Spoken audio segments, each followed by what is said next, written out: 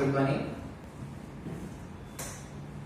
ये रिफ्रैक्शन का second lecture है क्लास 10 के लिए और I hope that everyone is fine in their houses. ठीक है, बहुत मुश्किल से वीडियो लेक्चर्स बन रहे हैं, पुलिस बहुत ज़्यादा स्ट्रिक्ट हो गई, बहुत पीट भी रही है। ठीक है, तो जब तक अपन नहीं पिटते तब तक अपन वीडियो बनाते रहेंगे। देखो, इससे पहले वाले लेक्चर में ना मैंने आपको रिफ्रैक्शन क्या होता है ये सिखा दिया था। ठीक है, और मैंने आपको रिफ्रैक्शन के बारे में उसके लॉज बता दिए थे। अच्छा, मैंने रिफ्रैक्टिव इंडेक्स समझाने का कोशिश किया है। ठीक है, रिफ्रैक्टिव इंडेक्स अगर तुम सोचोगे ना तो रिफ्रैक्शन के लिए सबसे इंपॉर्टेंट है और ऐसा कोई एग्जाम नहीं होगा तो कोई भी सैंपल पेपर निकाल के देख लेना। ठीक है, कोई भी सैंपल पेपर निकाल के देख लेना प्रीवियस 10 इयर्स के, आपको रिफ्रैक्टिव इंडेक्स पे क्वेश्चन जरूर मिलेंगे। ठीक है, अच्छा, अब रिफ्रैक्टिव इंडेक्स इतना ज्यादा इंपॉर्टेंट है इसलिए हमने क्या किया था, अलग से एक बार पहले आपको रिफ्रैक्टिव इंडेक्स समझा दिया था। अब क्या करेंगे ना, रिफ्रैक्टिव इंडेक्स को यूज करना सीखेंगे। अच्छा, मैंने आपको कुछ होमवर्क दिया था, कुछ लोगों ने सबमिट किया होमवर्क, अच्छा लगा, कुछ लोगों ने सोचा आंसर, बहुत लोग अभी भी ऐसे ही थे, वो का कोई रिस्पॉन्स नहीं आया। ठीक है, देखो, जितना ज्यादा आप इंटरैक्ट करोगे, जितना ज्यादा आप इंटरैक्ट करोगे उतना ज्यादा आप सब्जेक्ट सीख पाओगे। तो interaction from your side is also very important.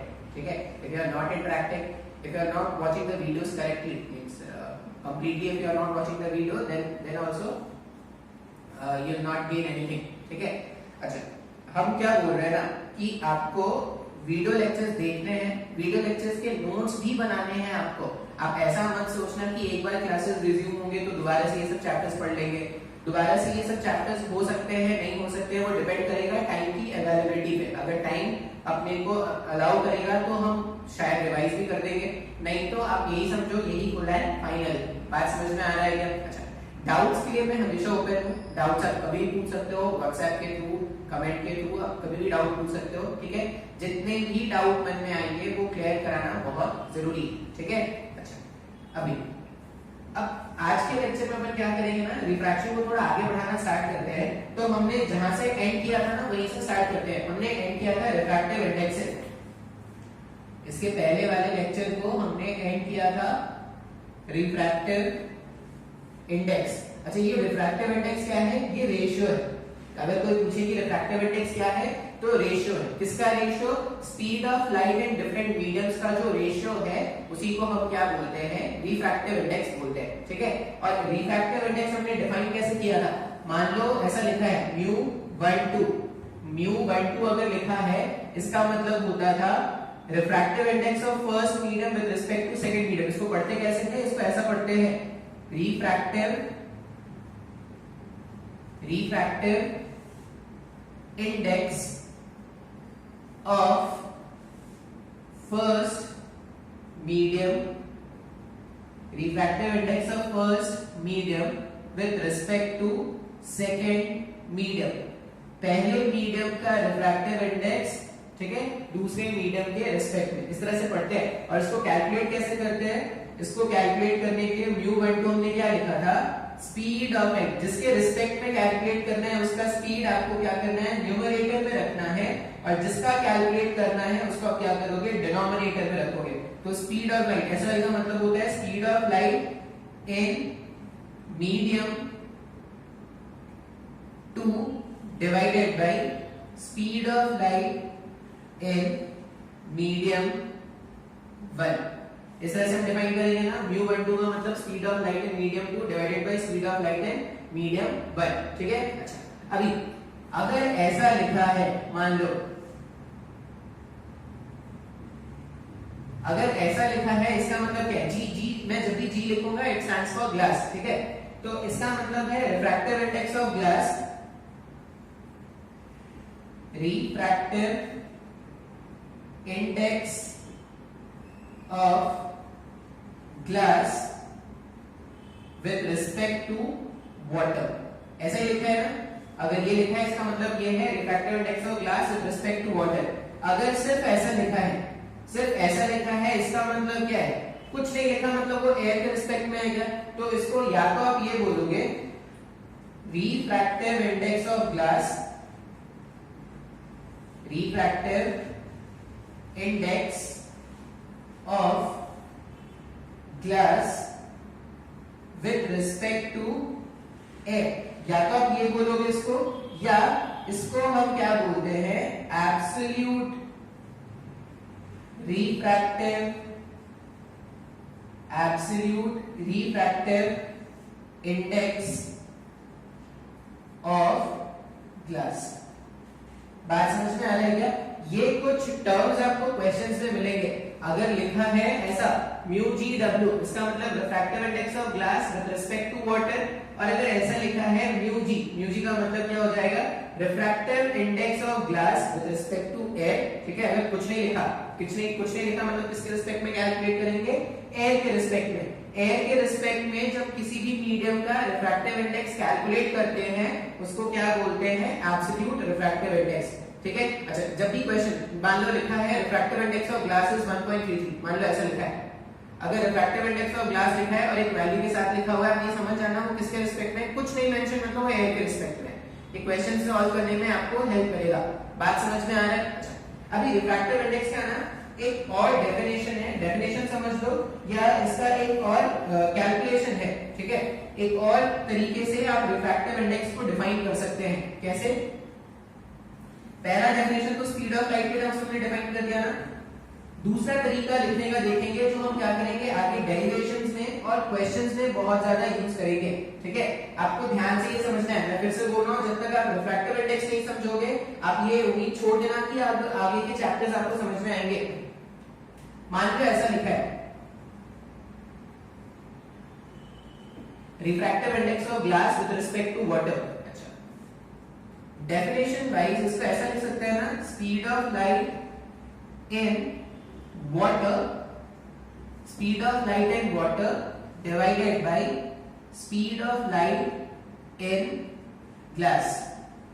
अगर मैं रिफ्रैक्टिव इंडेक्स का डेफिनेशन जानता हूं तो मैं इसको ऐसा लिख सकता हूं, speed of light in water divided by speed of light in glass. मैं क्या करता हूं ना, दोनों टर्म्स को, ठीक है, दोनों टर्म्स को speed of light in air से मल्टीप्लाई कर देता हूं। ये तो अलाउड है ना मैथ्स में, सेम नंबर से आप मल्टीप्लाई और डिवाइड कर सकते हो, रेशियो चेंज नहीं होता। ये रेशियो था, सेम नंबर से मल्टीप्लाई, सेम नंबर से डिवाइड, मैथ्स में ऐसा अलाउड है, रेशियो चेंज नहीं होता। अच्छा अभी क्या करते हैं, ये पूरा टर्म ध्यान से देखना है, speed of light in air divided by speed of light in glass. Speed of light in air divided by speed of light in glass, इसको ऐसा भी लिख सकते हैं क्या, इन दोनों को, ये जो मैंने ब्लू से मार्क किया है वो शायद आपको कलर ना दिखे वीडियो में, speed of light in air divided by speed of light in glass. ये तो रिफ्रैक्टिव इंडेक्स ऑफ ग्लास है ना, हाँ या ना, absolute refractive index of glass हुआ गया। फिर से ये speed of light in water को मैं डिनोमिनेटर में ला सकता हूं क्या, आपको अपने बेसिक मैथ से पता होगा, जब यहाँ पे मान लो यहाँ पे ऐसा होता है, speed of light in water अगर यहाँ पे लिखा होता है तो वो मल्टीप्लाई होकर ऊपर चला जाता है ना, तो अगर ये speed of light in water, ये जो ऊपर लिखा था, इसको मैं ऐसा लिख दूं, speed of light in water, इसको मैं मल्टीप्लाई करके ऊपर लिख दूं तो वापस से वही इक्वेशन आ जाएगा क्या, speed of light in air divided by speed of light in water. अब यहाँ पे ध्यान से देखोगे तो ये रिफ्रैक्टिव इंडेक्स हो गया वाटर का, एब्सोल्यूट रिफ्रैक्टिव इंडेक्स। तो अपन क्या लिख सकते हैं, हमारे पास न्यूमरेटर वाला टर्म हो गया म्यू जी, और डिनोमिनेटर में हमारे पास म्यू डब्ल्यू आ रहा है। अच्छा ये किसका वैल्यू था, ये रिफ्रैक्टिव इंडेक्स ऑफ ग्लास हमने फाइंड किया था विद रिस्पेक्ट टू वाटर। अरे वाह, ये तो बहुत ही काम का फॉर्मूला हो गया। काम का फॉर्मूला कैसे हो गया, अगर मेरे को रिफ्रैक्टिव इंडेक्स फाइंड करना है ग्लास का विद रिस्पेक्ट टू वाटर, तो मैं उसको ऐसा भी लिख सकता हूं क्या, refractive index of glass divided by refractive index of water. अच्छा ये एब्सोल्यूट रिफ्रैक्टिव इंडेक्सेस है एयर के रिस्पेक्ट में, एयर के रिस्पेक्ट में ग्लास का refractive index divided by water के रिस्पेक्ट में डिवाइडेड बाय वाटर का रिफ्रैक्टिव इंडेक्स एयर के रिस्पेक्ट में। अच्छा अभी यहाँ पे कंफ्यूजन बहुत ज्यादा होता है स्टार्टिंग में, जब मैंने लिखा था स्पीड के टर्म्स में, देखो जब मैंने ऐसा लिखा था ना स्पीड के टर्म में, जो मैंने डेफिनेशन बताया था refractive index of glass with respect to water, तो यहाँ पे speed of light in water numerator में आता था और speed of light in glass denominator में आता था क्या। अभी ये दोनों डेफिनेशंस को ध्यान से देखना है क्योंकि ये कंफ्यूजन दूर करना है अपने को। जब मैं स्पीड ऑफ लाइट के टर्म्स में रिफ्रैक्टिव इंडेक्स को फाइंड करता हूं, तो जिसका फाइंड करते थे उसका स्पीड डिनोमिनेटर में रखना है और जिसका फाइंड करते थे उसका स्पीड न्यूमरेटर में रखते थे। क्या यहाँ पे देखो जस्ट ऑपोजिट है। यहाँ पे अगर आप देखोगे मैंने बोला कि refractive index of glass find करना है विद रिस्पेक्ट टू वाटर, मैंने क्या लिखा एब्सोल्यूट रिफ्रैक्टिव इंडेक्स। ग्लास का फाइंड कर रहे हैं तो ग्लास न्यूमरेटर में और वाटर के रिस्पेक्ट में फाइंड करें तो वाटर डिनोमिनेटर में। ये दोनों में डिफरेंस आपको ध्यान से पहचानना है। हमने क्या बोला, अगर मैं डिफाइन करना चाहता हूं, मैं इसको जनरलाइज भी कर दूंगा, लेकिन अभी आप ऐसा समझो, ग्लास का रिफ्रैक्टिव इंडेक्स वाटर के रिस्पेक्ट में फाइंड करना है। दो तरीके हैं अब मेरे पास फाइंड करने के। पहला तरीका क्या है, इनके स्पीड्स के रेशियो को फाइंड कर लो।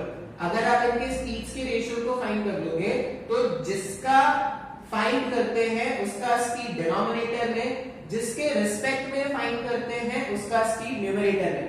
ये मेरे पास एक फॉर्मूला था ना। दूसरा फॉर्मूला हमें क्या याद रखना है, अगर मैं ग्लास का रिफ्रैक्टिव इंडेक्स फाइंड करना चाहता हूं वाटर के रिस्पेक्ट में, इसका मतलब मैं क्या लिखूंगा, absolute refractive index of glass divided by absolute refractive index of water. Sir नहीं आया समझ में, मैं आपको एक एग्जांपल से भी ये सॉल्व करके बता दूंगा, ठीक है। आपको ये याद रखना है, मतलब आप ऐसे मत याद रखना, आप इन जनरल, ठीक है। अच्छा ये जो भी मैं लिखते जाता हूं ना, आपको वो नोट बना के लिखना है, आपकी कॉपी में ही होना चाहिए। इन जनरल आप क्या याद रखोगे, इन जनरल, अब मीडियम तो बहुत सारे हो सकते हैं, मीडियम अगर बहुत सारे हो सकते हैं तो इन जनरल जो हमें याद रखना है वो ऐसा याद रखना है। स्टार्टिंग में कंफ्यूजन होता है बच्चों को रिफ्रैक्टिव इंडेक्स में, लेकिन आपको नहीं होना चाहिए। आप बार-बार लेक्चर को देखना, जब तक आपकी अंडरस्टैंडिंग 100% ना हो जाए रिफ्रैक्टिव इंडेक्स की, आप बार-बार देखना। मान लो ऐसा लिखा है μ12, अगर मैं स्पीड के टर्म्स में लिखूं, बोलो स्पीड के टर्म्स में अगर मैं लिखूंगा तो क्या लिखूंगा, अगर मेरे को 1 का फाइंड करना है 2 के रिस्पेक्ट में, तो जिसका फाइंड करना होता है उसका स्पीड अपन डिनोमिनेटर में लिखते हैं, speed of light in medium 1 divided by speed of light in medium 2। एक तो ये डेफिनेशन हो गया ना, ये डेफिनेशन हो गया स्पीड ऑफ लाइट के टर्म्स में। उसी तरह से ये जो एक्सप्रेशन है μ12 को, इसको मैं क्या लिख सकता हूं, refractive index of first medium divided by refractive index of second medium, ऐसा भी लिख सकते हैं क्या। अब ये दोनों डेफिनेशंस काम के हैं, ऐसा नहीं सोचना है कि सर कौन सा डेफिनेशन बहुत ज्यादा इंपॉर्टेंट है। दोनों डेफिनेशन इंपॉर्टेंट है, दोनों डेफिनेशंस का यूज आएगा। अच्छा एक एग्जांपल से मैं आपको समझाने की कोशिश करूं, अगर मान लो एग्जांपल देख रहे हैं, ये refractive index of glass with respect to water.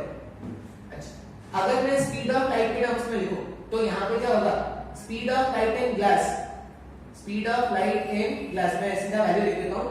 Glass में अगर आप स्पीड देखोगे तो ग्लास में स्पीड कितना होता है, 2 into 10 to power 8 मीटर पर सेकेंड, और वाटर में कितना था, वाटर में था 2.25 into 10 to power 8, ऐसा ही कुछ था क्या।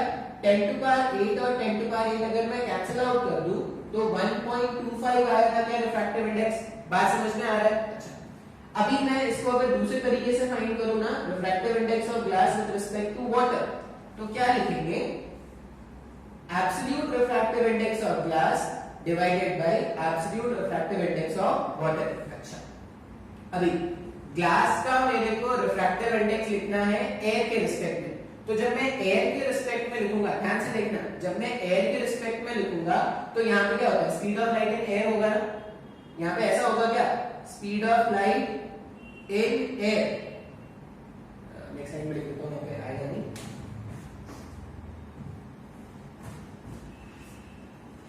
ये वैल्यूज अगर मैं कैलकुलेट कर लूं ना, मान लो मैं ये कैलकुलेट करना चाहता हूं म्यू जी, तो ये क्या हो जाएगा, speed of light in air कुछ नहीं है, मतलब एयर के रिस्पेक्ट में, तो 3 into 10 to power 8 divided by glass में कितना 2 into 10 to power 8। उसी तरह अगर म्यू डब्ल्यू फाइंड करोगे तो 3 into 10 to power 8 divided by 2.25 into 2.5 है, 2.25 है ना, हाँ 2.25 है into 10 to power 8, ऐसा ही कुछ होगा क्या। अब इन दोनों की जब आप वैल्यूज पुट करोगे ना, ध्यान से देखो, तो इन दोनों के वैल्यूज जब मैं यहाँ पे पुट करूंगा तो ये जो टर्म था मेरे पास म्यू जी डब्ल्यू, अगर मैं म्यू जी का वैल्यू पुट करूं तो यहाँ पे क्या हो जाएगा, ये 10 to power 8 तो सब जगह से कैंसिल हो रहा है, तो उसको मैंने लिख रहा है, पहला टर्म यहाँ पे 3/2 हो गया refractive index of glass divided by refractive index of water. जब आप रिफ्रैक्टिव इंडेक्स ऑफ वाटर लिखोगे तो 3 डिवाइडेड बाय 2.25 लिखोगे ना। जब आप इसको सिंपलीफाई करोगे ना तो ये 3 से ये 3 कैंसिल आउट हो जाएगा, ये 2.25 ऊपर चला जाएगा, तो 2.25 डिवाइडेड बाय 2 2.25 है ना, सॉरी, तो 2.25 का कितना हो जाएगा, ये 1.225 ऐसा कुछ हो जाएगा। स्पीड चेक कर लेना, 2.25 हो जाएगा ना, ये 2.5 हो जाएगा, मैंने भूल गया। लेकिन दोनों में जो भी वैल्यूज आएगा वो क्या आएगा, सेम आएगा। बात समझ में आ रहा है क्या? तो हमने क्या किया है, रिफ्रैक्टिव इंडेक्स कैलकुलेट करना सिखाया। अभी तक अगर तुम देखोगे तो लेक्चर में रिफ्रैक्शन में बस रिफ्रैक्टिव इंडेक्स कैलकुलेट करना सीखा है, और सीरियसली एक बार ये सीख जाओगे ना तो बाकी के चैप्टर बहुत ही आसान है। आई होप आपको ये समझ में आया हो डेफिनेशन, रिफ्रैक्टिव इंडेक्स कैसे कैलकुलेट करते हैं, बहुत ज्यादा इंपॉर्टेंट है। इसके अलावा इससे पहले वाले लेक्चर में स्नेल्स लॉ भी बताया था। क्या स्नेल्स लॉ क्या बताया था, sin i upon sin r equals to refractive index of second medium with respect to first medium. ऐसे याद रखना है आपको स्नेल्स लॉ। अच्छा, स्नेल्स लॉ के नाम से आपको बुक में नहीं मिलेगा, बस ऐसे ही मिल जाएगा, स्नेल्स लॉ लिखा नहीं मिलता है, लेकिन आपके सिलेबस में है ये। मान लो ऐसा बोला जाए कि मेरे को स्नेल्स लॉ डिफाइन करना है। अब स्नेल्स लॉ कैसे डिफाइन करेंगे, तो स्नेल्स लॉ में हम क्या करते हैं, इंटरफेस बना लेते हैं। ठीक है, मान लो ये जो इंटरफेस है ये मीडियम, ये फर्स्ट है और ये सेकंड है। रे ऑफ लाइट ऐसे एंटर कर रहा है, ठीक है, रे ऑफ लाइट ऐसे एंटर कर रहा है, नाम ही ले लेते हैं उनका। ये हमारे पास एयर है और ये हमारे पास वाटर है, एयर और वाटर इस तरह से। अच्छा, एयर और वाटर, रेयर और डेंसर मैंने कंपेयर करना सिखाया था ना। एयर में स्पीड ऑफ लाइट ज्यादा है, मतलब ये रेयर है और ये डेंसर है। जब भी रे ऑफ लाइट रेयर से डेंसर जाता है, अगर मीडियम में चेंज नहीं होता तो स्पीड रे को ऐसे जाना चाहिए था क्या, because of change in medium ये जो रे ऑफ लाइट है वो ऐसा बेंड कर जाएगा। ठीक है, अच्छा, ये हमारे पास एंगल ऑफ इंसिडेंस है और ये हमारे पास एंगल ऑफ रिफ्रैक्शन, ऐसा ही कुछ है। स्नेल्स लॉ क्या बोलता है कि sine of angle of incidence upon sine of angle of refraction, sine of angle of incidence upon sine of angle of refraction bears a constant ratio। ठीक है, जब भी आप इन दोनों में रेशियो फाइंड करोगे तो एक कांस्टेंट मिलता है, और वो जो कांस्टेंट है वो रिफ्रैक्टिव इंडेक्स होगा सेकंड मीडियम का with respect to first medium. अच्छा, हमेशा सेकंड मीडियम की पहचान कैसे करेंगे, सेकंड मीडियम वो मीडियम है जिसमें लाइट बाद में एंटर करेगा। तो यहाँ पे हम क्या लिखेंगे, डेफिनेशन के हिसाब से refractive index of glass with respect to air, मैं इसको ऐसा भी लिख सकता हूँ mu G upon mu A. ठीक है, बात समझ में आ रहा है क्या, या मैं इसको स्पीड ऑफ लाइट के टर्म्स में भी लिख सकता हूँ। तो इतना कुछ ना मैंने इससे पहले वाले लेक्चर में आपको सिखा दिया था। अब हम क्या करेंगे, रिफ्रैक्शन के अलग अलग एप्लीकेशंस पे बात करना स्टार्ट करेंगे। अच्छा, एक छोटा सा स्टेटमेंट होता है या थ्योरम होता है, उसको देख लेते हैं, रेसिप्रोसिटी थ्योरम।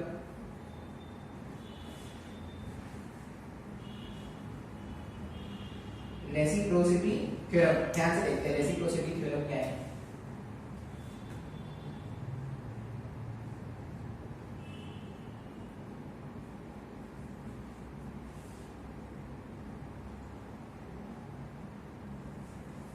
रेसिप्रोसिटी थ्योरम, ठीक है,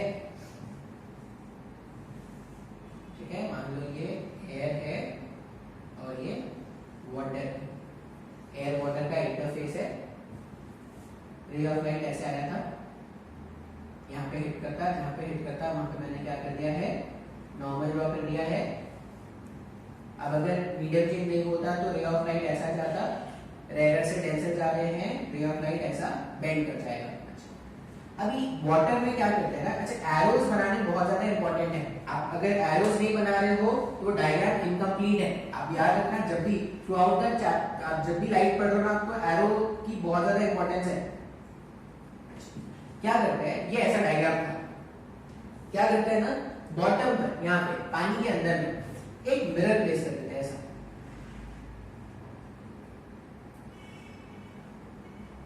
यहाँ पे हमने क्या किया है, एक मिरर प्लेस किया है। मिरर जो प्लेस किया है ना, वो ऐसा प्लेस किया है सच दैट मिरर इसमें ऐसा आ रहा था, ये जो रिफ्रैक्टेड रे है वो इसमें क्या हो रहा है, सिर्फ परपेंडिकुलरली फॉल हो रहा है। बात समझ में आ रहा है? मिरर हमने कैसा रखा है, मिरर हमने ऐसा रखा है सच दैट ये जो रिफ्रैक्टेड रे इस पे कैसा गिर रहा है, इस पे परपेंडिकुलरली गिर रहा है। अच्छा एक चीज आप ध्यान देना, जब भी रिफ्रैक्शन होता है तो एंगल ऑफ इंसिडेंस और एंगल ऑफ रिफ्लेक्शन सेम होना होता है, ठीक है, ये आप जानते हैं ना, ये तो बहुत ही बेसिक सा बात है। मान लो एक मिरर ऐसे रखा हुआ है और मैं बोल रहा हूं कि रे ऑफ लाइट ऐसे परपेंडिकुलरली गिरा है इसमें। अगर रे ऑफ लाइट परपेंडिकुलरली गिरा है तो रिफ्लेक्ट होने के बाद रे ऑफ लाइट कैसा, ये मेरा इंसिडेंट रे है ना, अभी बात समझ में आ रहा है, एरोस ध्यान से देखना, ये इंसिडेंट रे है, रिफ्लेक्टेड रे मेरे को ड्रॉ करना है। अब रिफ्लेक्टेड रे ड्रॉ करने के हम पहले क्या करते थे, जिस पॉइंट पे, इस पॉइंट पे हिट हुआ ना, जिस पॉइंट पे हिट हुआ वहां पे परपेंडिकुलर ड्रॉप कर देते थे। अगर ये इंसिडेंट रे इस पे परपेंडिकुलरली गिर रहा है तो जो इंसिडेंट रे है वही नॉर्मल भी है क्या? सर नहीं आया समझ में, ये जो इंसिडेंट रे है वही तो नॉर्मल हुआ ना। अभी अगर इंसिडेंट रे और नॉर्मल एक ही लाइन पे है तो दोनों के बीच में एंगल कितना हुआ, ऐसा समझो, ये इंसिडेंट रे था और ये नॉर्मल भी इसी में है, ऐसा। अगर दोनों एक ही लाइन पर है तो दोनों के बीच में एंगल कितना हो गया, जीरो हो गया ना। एंगल जीरो कैसे हो गया, क्योंकि मान लो ये इंसिडेंट रे है, ठीक है, और नॉर्मल ये ऐसा ऐसा नॉर्मल ऐसा होता था, इंसिडेंट रे ऐसा होता था, तब दोनों के बीच में कुछ एंगल होता था ना। अब अगर आप देखोगे तो दोनों के बीच में कोई एंगल है क्या? नहीं, दोनों के बीच में एंगल जो है वो जीरो है। इसका मतलब एंगल ऑफ इंसिडेंस इस पर्टिकुलर डायग्राम में जीरो है ना। अच्छा अगर एंगल ऑफ इंसिडेंस जीरो है तो एंगल ऑफ रिफ्रैक्शन क्या होना चाहिए, एंगल ऑफ रिफ्रैक्शन भी जीरो होना चाहिए, reflection sorry angle of reflection भी क्या होना चाहिए, जीरो होना चाहिए। एंगल ऑफ रिफ्लेक्शन जीरो होने का मतलब है कि जैसा इंसिडेंट रे आया था, जैसा इंसिडेंट रे आया था रिफ्लेक्टेड रे भी वैसे ही चले जाएगा। ये एरोस की बहुत ज्यादा इंपॉर्टेंस है। ये क्या था, इंसिडेंट रे को रिप्रेजेंट करता है, ये इंसिडेंट रे और ये रिफ्लेक्टेड रे। अभी यहाँ पे क्या हो रहा है, रिफ्लेक्शन के बारे में बात करें, सेम मीडियम में एयर एलिमेंट लाइट ट्रैवल कर रहा है, इंसिडेंट रे और ये रिफ्लेक्टेड रे। बात समझ में आ रहा है? अब इस डायग्राम को यहां पे सोचो, अगर ये रे ऑफ लाइट ऐसा आके इसको हिट करेगा, परपेंडिकुलरली अगर हिट करेगा, इसका मतलब जैसा आया था, ये जैसा आया था टक्कर खाने के बाद वैसे ही चला जाएगा क्या? बात समझ में आ रहा है क्या? समय को नहीं समझ में आ रहा है? अच्छा टक्कर खाने के बाद मतलब रिट्रेस करने के बाद जो इसके एरोज बने उसको मैं रेड से रिप्रेजेंट कर रहा हूं। ये ब्लैक वाले एरो क्या बता रहे थे, किस तरह से आया था, ये रेड वाले एरो क्या बता रहे हैं, मिरर से टकराने के बाद कैसा मूव कर रहा है। बात समझ में आ रहा है क्या? अभी स्नेल्स लॉ लिखते हैं दोनों केसेस के लिए। दोनों केसेस कौन से केसेस, एक जो पहला केस था हमारे पास जिसको मैंने ब्लैक से ड्रॉ किया है, और एक दूसरा केस जिसने क्या किया है, रेड से ड्रॉ किया है। तो इतना कोई तूफानी कंसेप्ट नहीं है, बस समझना थोड़ा मुश्किल होगा स्टार्टिंग में, लेकिन बहुत ही आसान होता है। अच्छा अगर मैं स्नेल्स लॉ लिखूं फर्स्ट केस के लिए, फर्स्ट केस कौन सा है, ये ब्लैक वाले से मैंने जो ड्रॉ किया ना वो मेरा फर्स्ट केस है। फर्स्ट में मेरे पास sine of angle of incidence divided by sine of angle of refraction. ध्यान से देखना मैंने कैसे लिखा, एंगल ऑफ इंसिडेंस और angle of refraction. Snell's law लिख रहे हैं, sine of angle of incidence upon sine of angle of refraction equals to refractive index of second medium.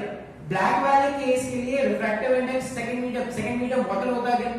अगर सेकंड मीडियम वाटर होता तो क्या लिखते हैं, refractive index of second medium with respect to first medium. Sir ये मेरे को नहीं समझ में आया, हमने क्या बोला, ब्लैक वाले डायग्राम के लिए हमने स्नेल्स लॉ लिखा है, तो ब्लैक वाले डायग्राम के लिए अगर आप एरो देखोगे तो ये ऐसा था, रे ऑफ लाइट ऐसा एंटर किया गया, तो सेकंड मीडियम कौन है, वाटर, तो refractive index of water with respect to air.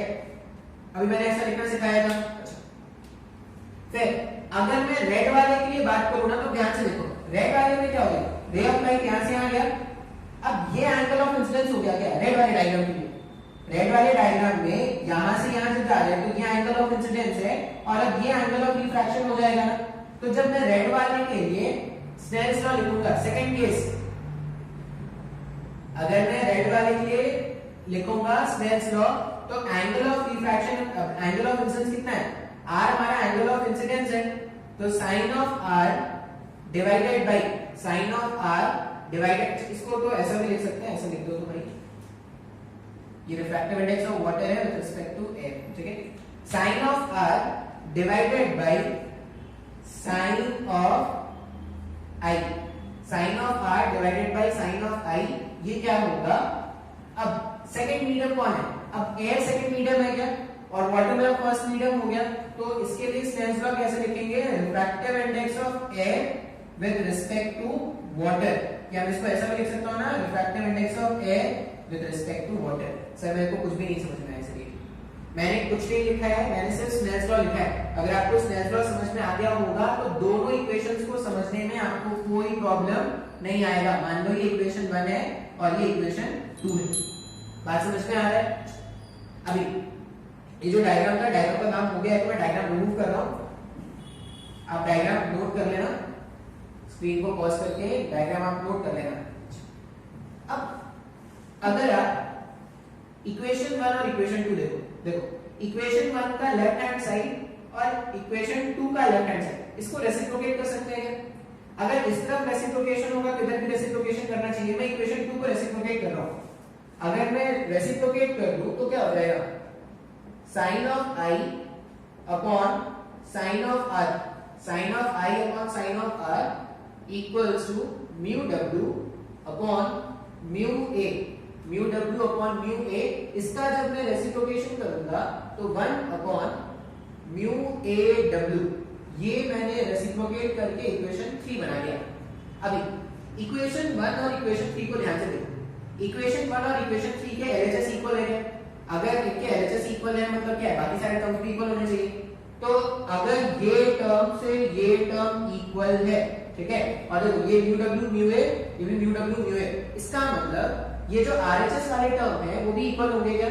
अपन क्या लिखेंगे? Refractive index of water with respect to air equals to 1 divided by refractive index of air with respect to water. इसी को हम क्या बोलते हैं? Reciprocity theorem. रेसिप्रोसिटी थ्योरम क्या बोल रहा है कि अगर तुमको रिफ्रैक्टिव इंडेक्स वाटर का पता है एयर के रिस्पेक्ट में, ठीक है, तो वो क्या होगा? वो 1 upon refractive index of air हो जाएगा विद रिस्पेक्ट टू वाटर। सही नहीं आया समझ में? आप इसको जब एक्सपैंड करोगे तो आपको साथ साथ ये दिखना भी स्टार्ट हो जाएगा। इसको मैं ऐसा भी लिख सकता हूं ना, देखो refractive index of water with respect to air, इसको मैं ऐसा लिख सकता हूं इक्वल्स टू 1 अपॉन, इस वाले टर्म को जब आप लिखोगे तो ये air with respect to water है, विद रिस्पेक्ट टू वाटर का टर्म ऊपर आ जाएगा, तो सेम इक्वेशन ऐसा बन जाएगा क्या? अभी ध्यान से देखो, दोनों इक्वल हो गए, हाँ या ना? तो रेसिप्रोसिटी थ्योरम क्या बता रहा है कि अगर आपको μ12 पता है, रेसिप्रोसिटी थ्योरम के अकॉर्डिंग हम क्या याद रखेंगे? अब ये देखो एग्जाम में लिखने नहीं आएगा ये सब कि what do you mean by reciprocity theorem and so on, इस तरह के क्वेश्चन हम नहीं आते, ये जनरल क्वेश्चंस। मान लो ऐसा लिखा है कि refractive index of 1 with respect to 2, ठीक है, क्वेश्चन है कि refractive index of 1 with respect to 2 जो है वो ऐसा मान लो कुछ तो 1/2 है, ठीक है। रिफ्रैक्टिव इंडेक्स ऑफ 1 वैल्यू ले लेते हैं कुछ और ऐसा, refractive index of 1 with respect to 2 कितना है? 1/3, और आपसे पूछा गया है फाइंड μ21, ये पता है और ये पूछा गया। अब अगर ये पता है और ये पूछा गया, हम क्या जानते हैं? μ21, इसको रेसिप्रोसिटी थ्योरम से μ12 लिख सकते हैं क्या? ऐसा ध्यान से लिख सकते हैं ना, वो अगर आपको याद हो तो ऐसा लिखा जा सकता है। इसका मतलब जो μ21 कैलकुलेट करना है वो 1/3,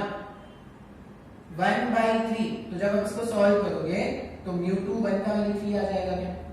तो ये बहुत ही मुश्किल लग रहा है, ऐसा नहीं समझ में आ रहा है। जब तक नहीं समझ में आएगा चैप्टर में आगे नहीं बढ़ सकते, ठीक है। ये सब छोटी छोटी बातें हैं जो क्वेश्चन सॉल्व करने में आपको हेल्प करेंगी।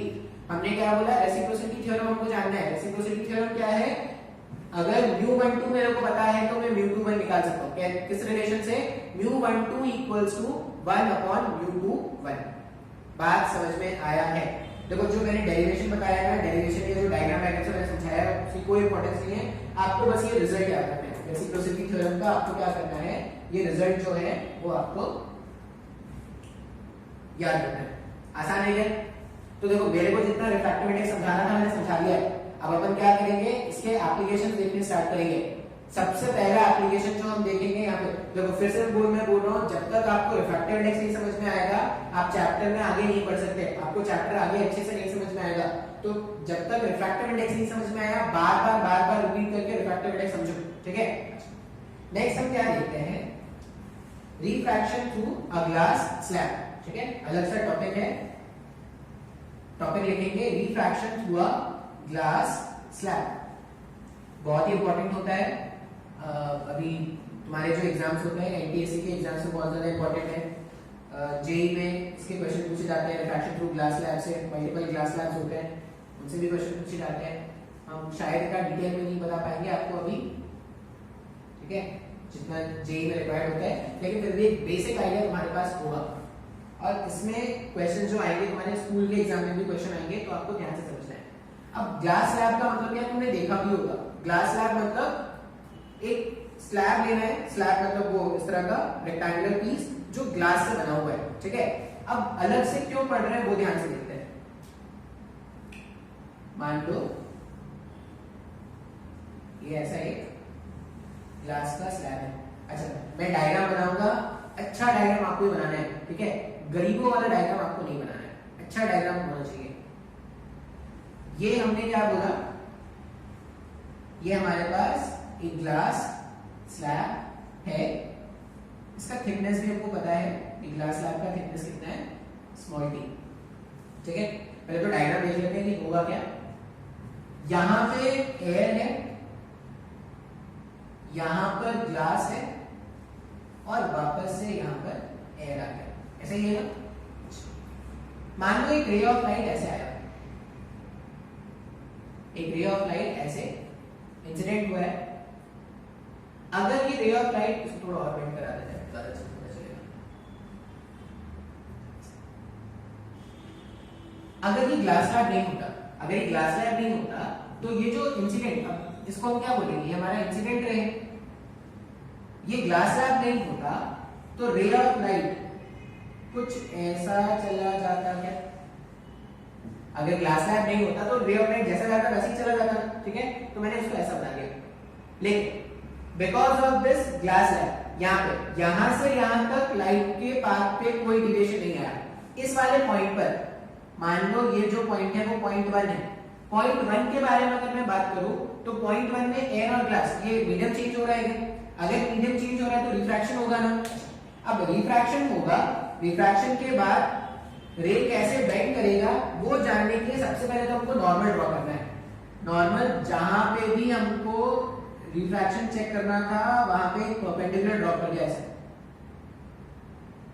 थोड़ा बड़ा बना रहा हूं, मैंने ऐसे एक परपेंडिकुलर ड्रॉ कर दिया है। अब ये जो परपेंडिकुलर है इसी को हम नॉर्मल बोलते हैं। ये एंगल ऑफ इंसिडेंस हो गया ना, ये एंगल ऑफ इंसिडेंस है। रे ऑफ लाइट रेयर से डेंसर जा रहा है, ग्लास से डेंसर मीडियम है, तो इसकी टेंडेंसी क्या होगी, नॉर्मल की तरफ बेंड करने की होगी। अगर ये नॉर्मल की तरफ बेंड करेगा तो कुछ ऐसा बेंड कर जाएगा क्या, अगर ये कुछ ऐसा बेंड हो गया तो यहाँ पे ये क्या बनेगा, यहाँ पे बनेगा एंगल ऑफ रिफ्रैक्शन। पहला रिफ्रैक्शन हुआ इसलिए मैं इसको लिख रहा हूं R1, देख सकते हैं ऐसा। अभी इस वाले पॉइंट पे अब जैसे ही रे ऑफ लाइट यहां से यहां चल रहा था तब भी पाथ में डिविएशन नहीं होता, सेम मीडियम मूव कर रहा है। जैसे ही सेकंड वाले पॉइंट पे पहुंचेगा, ये मान लो ये जो पॉइंट है वो कौन सा पॉइंट है, सेकंड पॉइंट है। जैसे ही सेकंड वाले पॉइंट पे पहुंचेगा फिर से मीडियम चेंज होने वाला है। अगर फिर से मीडियम चेंज होने वाला है इसका मतलब वापस से रिफ्रैक्शन होगा। वापस से रिफ्रैक्शन का पैटर्न जानने के लिए हम क्या करेंगे, हम ड्रॉ करेंगे नॉर्मल। नॉर्मल मतलब परपेंडिकुलर, तो हमने क्या किया, वापस से ड्रॉ कर लिया ऐसे परपेंडिकुलर। ग्लास स्लैब में हमने क्या कर दिया, एक परपेंडिकुलर ऐसे ड्रॉ कर दिया। अभी मान लेते हैं ये जो एंगल यहां पे बना, ये एंगल कितना है R2। Ray of light glass से एयर की तरफ मूव कर रहा है, डेंसर से रेयर मीडियम की तरफ जा रहा है। जब भी डेंसर से रेयर जाते हैं तो अवे फ्रॉम द नॉर्मल जाने की टेंडेंसी है क्या, अगर मीडियम में चेंज नहीं होता तो रे ऑफ लाइट को ऐसे रहना चाहिए था क्या। अब because of change in medium ये क्या करेगा, नॉर्मल से अवे जाने की टेंडेंसी रखेगा। तो ये नॉर्मल से अवे कुछ ऐसा चला जाएगा, सही नहीं आया समझ में डायग्राम मैंने। अलग अलग स्टेप्स में बस क्या कर दिया है, डायग्राम बनाते गए और जहां पे भी मीडियम चेंज हो रहा है वहां पे रिफ्रैक्शन कर दो, तो दो बार रिफ्रैक्शन हुआ, एक फर्स्ट पॉइंट पर और एक सेकंड पॉइंट पर, और इस तरह से हमने डायग्राम बना लिया। अच्छा, ये जो एंगल होता है ना जिससे रेज मुझे इमर्ज होता हुआ दिखता है, इस एंगल को अपन बोलते हैं एंगल ऑफ इमर्जेंस, ई। ये हमारे पास इमर्जेंट रे, इमर्जेंट रे, तो इमर्जेंट रे और नॉर्मल के बीच में जो एंगल है उसको हमने क्या बोल दिया, एंगल ऑफ इमर्जेंस। बात समझ में आ रहा है? ये डायग्राम था जो हमने क्या किया, ये आप अपने हाई क्लासेस में जब आप जाओगे तो एक्सपेरिमेंट भी करना है तुमको, ये शायद 10th में भी करा सकते हैं तुमको। ये मैंने डायग्राम बनाया है, आई होप डायग्राम आपको समझ में आया है, ठीक है। अच्छा, अभी यहाँ पे ना कुछ बातें होती हैं जो अपने को जाननी होती है, मतलब कुछ बातें जो क्वेश्चन भी होते हैं प्रूव करने होते हैं। सबसे पहला क्वेश्चन जो होगा ना वो ये प्रूव करने का आएगा कि prove that angle of incidence is equal to angle of emergence. सबसे पहला क्वेश्चन ये आएगा, ठीक है। तो मैं आपको बोलूंगा आप स्क्रीन को पॉज करो और खुद से ट्राई करने की कोशिश करो। सबसे पहला क्वेश्चन क्या आएगा, ये कॉलेज एग्जाम, स्कूल के एग्जाम में ही पूछते हैं। सबसे पहला टर्म हम जो बोल रहे हैं हमें क्या करना है, prove that angle of incidence is equal to angle of emergency. ये प्रूव करने को आएगा हमारे पास, ठीक है। आप स्क्रीन को पॉज करके प्रूव करने की कोशिश करना, मैं आपको बता देता हूं ऐसे अभी। अपन क्या करते हैं, दो बार रिफ्रैक्शन हो रहा है क्या, एक और चीज, अगर दो बार रिफ्रैक्शन हो रहा है तो दो बार स्नेल्स लॉ लिखेंगे, अगर रिफ्रैक्शन दो बार है तो दो बार स्नेल्स लॉ लिखेंगे। ये नॉर्मल मान लो ये n1 है, ये नॉर्मल n2 है, ये n1 n2 आपस में पैरेलल होंगे क्या, सेम क्लास स्लैब में ही तो दोनों परपेंडिकुलर बनाए गए हैं। अगर सेम क्लास स्लैब में दोनों परपेंडिकुलर बनाए गए हैं तो दोनों आपस में क्या हो गए, पैरेलल हो जाएंगे। तो n1 is parallel to n2 बोल सकते हैं ऐसा। अगर n1 और n2 पैरेलल है ना तो ध्यान से देखो, तो ये z का फॉर्मेशन हो रहा है क्या, इसका मतलब ये r1 और ये दोनों पैरेलल अगर हो गए तो r1 और r2 इक्वल होंगे क्या, अल्टरनेट पेयर्स ऑफ एंगल्स, हाँ या ना। डायग्राम को देख के अपन ऐसा बता सकते हैं कि r1 जो है वो r2 के इक्वल है, ठीक है। एंगल r1 जो है वो एंगल r2 के इक्वल है। रीजन क्या है, अल्टरनेट पेयर्स, ये अल्टरनेट एंगल्स है क्या, अगर ये अल्टरनेट एंगल्स हैं तो हमने क्या मान लिया, इनको इक्वल मान लिया। फिर मैं स्नेल्स लॉ लिख रहा हूं, इसको हम प्रूव करेंगे कैसे, स्नेल्स लॉ से, ज्योमेट्री से भी आप प्रूव कर सकते हो, ठीक है। मैं इसको स्नेल्स लॉ से कर रहा हूं, ज्योमेट्री से आप प्रूव करके देखना घर में हो जाएगा, ठीक है। स्नेल्स लॉ अगर मैं लिखूं फर्स्ट पॉइंट पर, फॉर फर्स्ट रिफ्रैक्शन,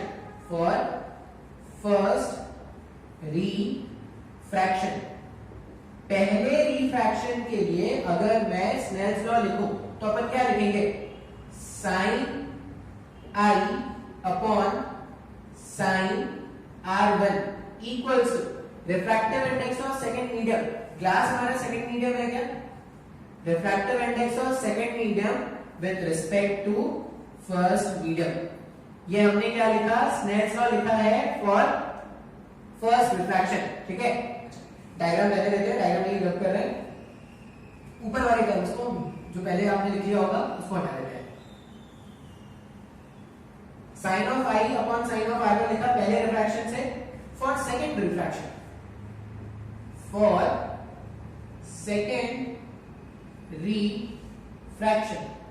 अगर आप सेकंड टाइम का रिफ्रैक्शन चेक करोगे, तो एंगल ऑफ इंसिडेंस अभी R2 है क्या, और एंगल ऑफ रिफ्रैक्शन अभी E होगा, तो सेकंड टाइम रिफ्रैक्शन पे अपन क्या लिखेंगे, साइन ऑफ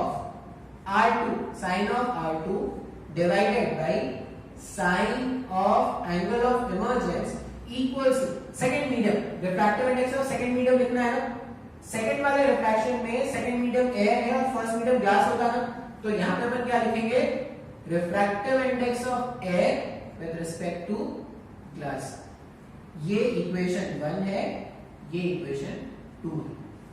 अच्छा, अगर आप ध्यान से देखोगे तो इक्वेशन 2 को अगर मैं रेसिप्रोकेट कर दूं ना, इक्वेशन 2 को अगर मैं रेसिप्रोकेट कर दूं तो दोनों के जो RHS है वो मैच हो जाएंगे। कर देते हैं रेसिप्रोकेट। इसको रेसिप्रोकेट करके अगर लिखा जाए तो sin E upon sine R2 equals to mu G upon mu A. ये मेरे पास थर्ड इक्वेशन हो गया। फर्स्ट इक्वेशन और थर्ड इक्वेशन, अगर फर्स्ट इक्वेशन और थर्ड इक्वेशन में दोनों के RHS अगर इक्वल है, मतलब दोनों के LHS भी इक्वल होने चाहिए ना, तो दोनों के LHS को हम क्या करते हैं, इक्वेट कर देते हैं। तो दोनों के जब LHS को आप इक्वेट करोगे, यहाँ पे आप देखिए ना, दोनों के जब आप LHS, इसका LHS क्या था, sign I upon sine R1 ऐसा था, और इसका LHS क्या आ रहा है, sign E upon sine R2। अच्छा, अगर R1 और R2 मान लो दोनों 30-30 डिग्री है, तो साइन 30 साइन 30 हाफ हो गया, साइन 30 हाफ हो गया, ये दोनों कैंसिल आउट हो जाएंगे क्या? तो हमारे पास कुछ ऐसा इक्वेशन बनता है, sine of I equals to sine of E। अब साइन को कैंसिल नहीं करेंगे, क्या लिखेंगे, removing sine from both side. Sine कोई न्यूमेरिकल वैल्यू जाएंगे वो कैंसिल आउट हो जाएगा। Removing sine from both side अपन क्या लिखेंगे, angle of incidence equals to angle of emergence. ये मैंने प्रूव किया है यूजिंग स्नेल्स लॉ। एग्जाम में पूछते हैं ये क्वेश्चन, आपको क्या करना है, इसको प्रूव करना है, ठीक है, यूजिंग ज्योमेट्री। आप अपने बेसिक ज्योमेट्री को यूज करके भी इसको प्रूव कर सकते हो, ठीक है। बात समझ में आया है क्या? हाँ या ना? इसको नोट करके लिख लेंगे कि एंगल ऑफ इमर्जेंस और angle of incidence for a case of glass slab will be equal. ये समझ में आया है? ठीक है।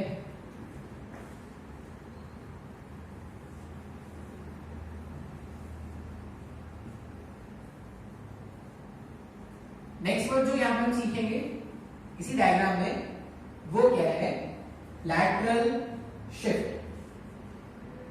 ठीक है, लैटरल शिफ्ट या लैटरल डिस्प्लेसमेंट होता है, इसको बोलते हैं।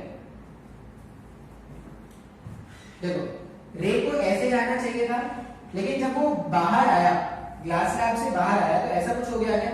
तो एक्चुअल रे और ये इमर्जेंट रे, इनके बीच का जो सेपरेशन है ना, इसको हम क्या बोलते हैं, लैटरल शिफ्ट। बात समझ में आ रहा है? ये जो इमर्जेंट रे और एक्चुअल रे के बीच का जो परपेंडिकुलर डिस्टेंस है, इसको हम क्या बोलते हैं, लैटरल शिफ्ट। तो अपने को ना ये लैटरल शिफ्ट का वैल्यू कैलकुलेट करना है कि ये लैटरल शिफ्ट कितना है। अच्छा, एक और कैलकुलेशन तुमको यहाँ पे करना पड़ेगा, एक प्रूफ है, ये प्रूफ तुमको खुद से करना पड़ेगा। Prove that actual ray and emergent ray are parallel. ये खुद से सोचना, ये एक्चुअल में मैंने डायग्राम में पैरेलल बनाया है, लेकिन ये पैरेलल होते भी हैं, और तुम बेसिक ज्योमेट्री यूज करके प्रूव कर सकते हो। तो तुम इसको कोशिश करना है एक बार प्रूव करने के लिए। क्या प्रूव करना है तुमको, ये एक्चुअल रे और ये इमर्जेंट रे, ये दोनों आपस में क्या है, पैरेलल है, ये तुमको प्रूव करना है। ये ज्योमेट्री से ही प्रूफ होगा, स्नेल्स लॉ वगैरह से नहीं होगा। तुम ये यूज कर सकते हो, I इक्वल्स टू E वाला टर्म तुम यूज कर सकते हो, इसको यूज करके दोनों को पैरेलल प्रूव करना। अगर तुमने पैरेलल प्रूव कर लिया, तुमको लगता है सर ये मैंने प्रूव कर दिया है, तो तुम मेरे को सॉल्यूशन व्हाट्सएप में भेज सकते हो, ठीक है, या तुम मेरे को ग्रुप में भी भेज सकते हो, लेकिन एक बार खुद से कोशिश करना। बात समझ में आ रहा है? क्वेश्चन है, ये आज का होमवर्क है, you have to prove this actual ray and this emergent ray are parallel to each other, ये आपको प्रूव करना है। बात समझ में आ रहा है? ये lateral shift का वैल्यू जो है, ये अपने को कैलकुलेट करना है, ठीक है। तो ये कैलकुलेट करते हैं, थोड़ा रुक के कैलकुलेट करते हैं।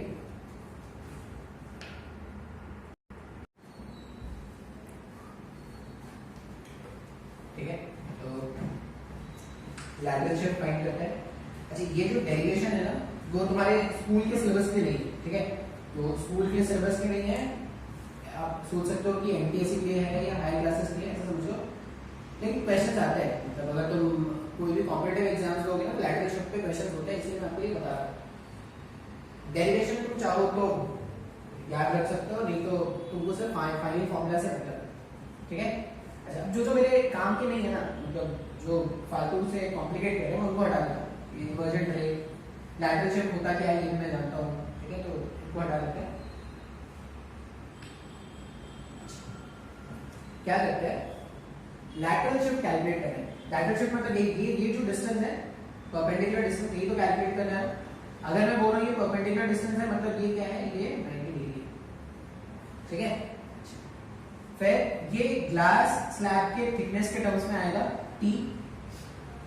अब यहाँ पे मान लो मेरे पास कुछ पॉइंट्स है, ये पॉइंट है 1, ये 2, मान लो मैं नेम कर देता हूँ, ये A, ये B, ये C और ये D। मैंने दो ट्राइंगल्स लिए हैं, ठीक है। अब देखना है कि कौन कौन से ट्राइंगल्स लिए, क्यों ऐसे लिए हैं, वो आपको डेरिवेशन समझ में आ जाएगा।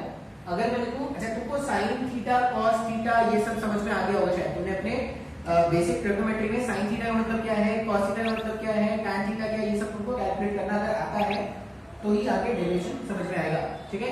मैं लिख रहा हूं in triangle ABC, in triangle ABC, ABC जो ट्राइंगल है, ठीक है। अगर इस ट्राइंगल में ये ABC, ध्यान से देखो तो ये ABC जो ट्राइंगल है उसमें ये 90 डिग्री है क्या? अगर ये 90 डिग्री है तो BC इसका हाइपोटेनस होगा BA। अच्छा, अगर मैं R1 के बारे में बात करूं तो R1 के सामने जो होगा वो R1 का परपेंडिकुलर है, और जिस लाइन पर दोनों 90 डिग्री और एंगल फॉर्म होता है वो उसका बेस हो गया है।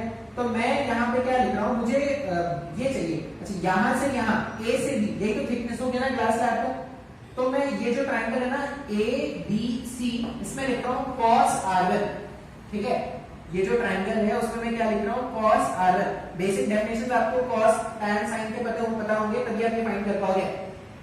cos R1 अगर मैं लिखूं तो cos का मतलब क्या हो जाएगा, R1 का cos थीटा मतलब बेस अपॉन हाइपोटेनस होता है क्या?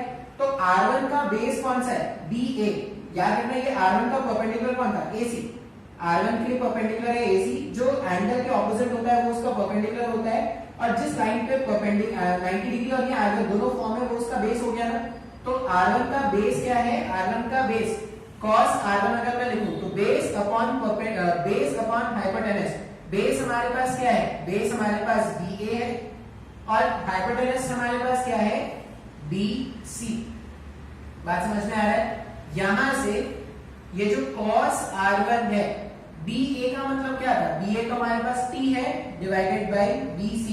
इसका मतलब ये जो BC है, BC जो साइड है उसको हम क्या लिख सकते हैं, T divided by cos R1। ये लिख सकते हैं क्या?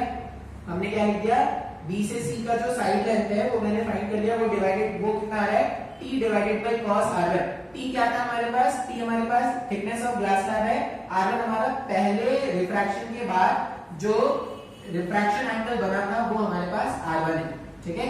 अच्छा, जो प्रूफ हो चुका है उसको मैं रब कर दे रहा हूं, आप नोट कर लेना उसको। फिर से मैं बोल रहा हूं, प्रूफ अगर आपको नहीं भी अगर आ रहा है तो कोई दिक्कत नहीं है, आपको बस फाइनल रिजल्ट याद रखना है, क्योंकि फाइनल रिजल्ट से बहुत सारे क्वेश्चन आते हैं। BC को हमने ऐसा लिख दिया। अच्छा, अब मैं ट्राइंगल कौन सा लिख रहा हूं, अब मैं ट्राइंगल लिखने वाला हूं BCD, ठीक है। In triangle BCD, in triangle BCD, ये जो BCD ट्राइंगल है उसके बारे में मैं बात करूं। अब ध्यान से देखो, BCD में ये पूरा I था तो ये पूरा भी I होता गया, देखो तो वर्टिकल के ऑपोजिट है ना, ये पूरा एंगल भी I होगा ना, अगर ये I है तो। अच्छा, अगर ये पूरा I है उसमें से इतना ये R1 है, तो ये बचा हुआ एंगल जो है वो I माइनस R1 है क्या? तो ये जो भी यहाँ पे रिमेनिंग एंगल है, ये रेड से बना रहे हैं इसको, ये जो रिमेनिंग एंगल है वो I माइनस R1 है क्या? रिमेनिंग एंगल कितना है, I माइनस R1। अच्छा, अब I माइनस R1, ये I माइनस R1 का परपेंडिकुलर ही तो CD है जो अपने को कैलकुलेट करना है। तो I माइनस R1 का जो परपेंडिकुलर डिस्टेंस है, ये जो परपेंडिकुलर है वो क्या है, CD, जो अपने को कैलकुलेट करना है।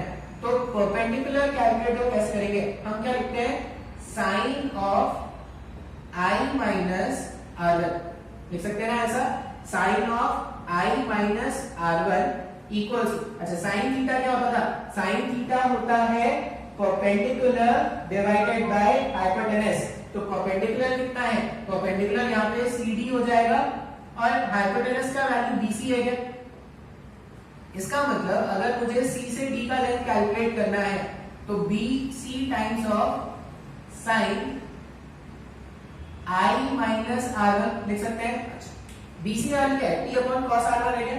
तो BC का वैल्यू अगर आप सब्स्टिट्यूट कर दोगे तो देखो ऐसा आ जाएगा, that implies CD equals to T divided by cos R1 sin I minus R1। हाँ या ना, बात समझ में आ रहा है क्या? ये फॉर्मूला है लैटरल शिफ्ट का जो अपने को याद रखना है, ठीक है। अब ये फॉर्मूला से क्वेश्चन कैसे आते हैं, मान लो मैंने आपको बोला ये जो फॉर्मूला है उसमें आपको मैंने बोला, मान लो मेरे को पहला क्वेश्चन सॉल्व करना है। पहला क्वेश्चन कैसा होगा, आसान क्वेश्चन। अगर मैं इसमें से बताऊं आपको कि एक आसान क्वेश्चन है, क्या क्वेश्चन बन सकता है, ध्यान से देखते हैं। ये फॉर्मूला है, CD क्या है यहाँ पे, लैटरल शिफ्ट। तो आप याद रखना लैटरल शिफ्ट जो है वो T अपॉन cos R1 इतना। क्वेश्चन ऐसा है कि एंगल ऑफ इन्वर्जेंस दे रखा है 60 डिग्री और R2 का वैल्यू दे रखा है मान लो 30 डिग्री, ऐसा दे रखा है, ठीक है। और जो ग्लास स्लैब है ना, ग्लास स्लैब का thickness T for glass slab, जो ग्लास स्लैब है उसका जो थिकनेस है वो मान लो है 10 सेंटीमीटर। आपसे पूछा गया है फाइंड द लैटरल शिफ्ट। अब अगर आपको पता है कि एंगल ऑफ इन्वर्जेंस गिवन है, एंगल ऑफ ये R2 गिवन है, T for glass slab, thickness for glass slab given है, ये फॉर्मूला यूज कर सकते हैं क्या? अगर मेरे को ग्लास स्लैब का जो लैटरल शिफ्ट है वो कैलकुलेट करना है, ये फॉर्मूला यूज कर सकते हैं। हम क्या लिखेंगे, lateral shift equals T, T का वैल्यू क्वेश्चन में कितना है 10 सेंटीमीटर, तो 10 वैल्यू देते हैं into sin I minus R1। अच्छा sin I का मतलब E के इक्वल है क्या? अगर ये ग्लास स्लैब है तो sin I, angle of incidence और एंगल ऑफ इमर्जेंस तो एक जैसा है ना, तो अगर एंगल ऑफ इमर्जेंस 60 है तो ये भी कितना होगा, 60 होगा। 60 माइनस ये कितना है, R1 का वैल्यू अगर 30 है मतलब R2 भी 30 है, ये सब मैंने डेरिवेशन में आपको बताया है, divided by cos of R1, cos of R1 मतलब cos ऑफ 30 डिग्री। इसको सॉल्व कर लो तो दैट इंप्लाइज जो लैटरल शिफ्ट है,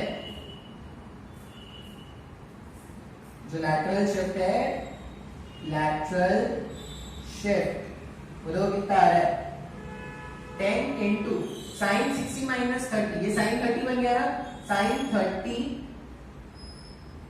अपॉन cos 30, ठीक है।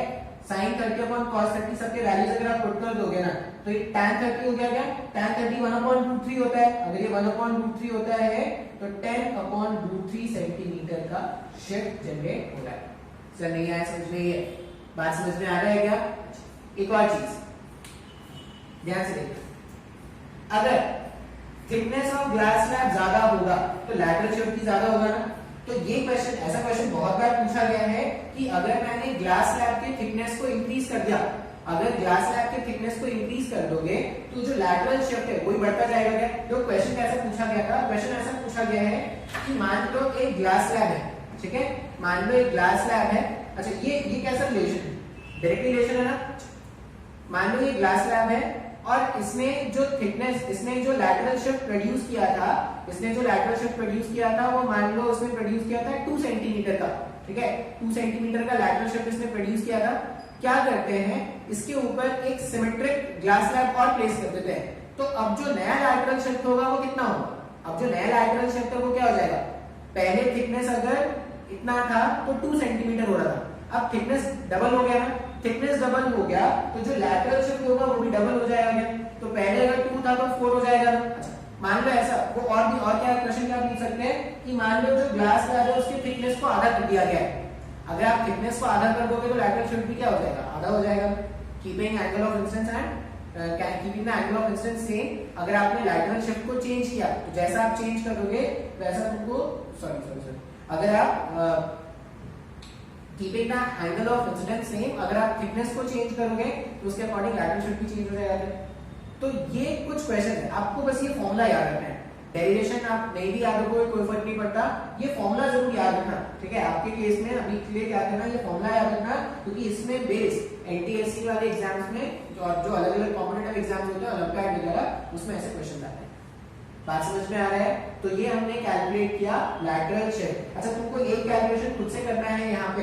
अब कैलकुलेशन तुमको क्या करना है, तुम खुद से प्रूव करना इंसिडेंट, जो मेरे पास जो एक्चुअल रेट है डायग्राम को मैंने हटा दिया, जो एक्चुअल रे था और जो इमर्जेंट रे था वो आपस में पैरेलल होने चाहिए। कैसे पैरेलल होंगे, ज्योमेट्री यूज करना आप प्रूव कर लोगे, ठीक है। अच्छा, आप अगर प्रूव कर लिया आपने तो आप मेरे को क्या कर सकते हो, वो भेज सकते हो। अब इसमें और भी एप्लीकेशंस हैं, ठीक है, रिफ्रैक्शन के कुछ फिनोमेना आएंगे तो वो अपन क्या करेंगे नेक्स्ट लेक्चर में सीखेंगे, ठीक है। आज के लिए क्या करते हैं, इतना ही रहने देते हैं, ठीक है।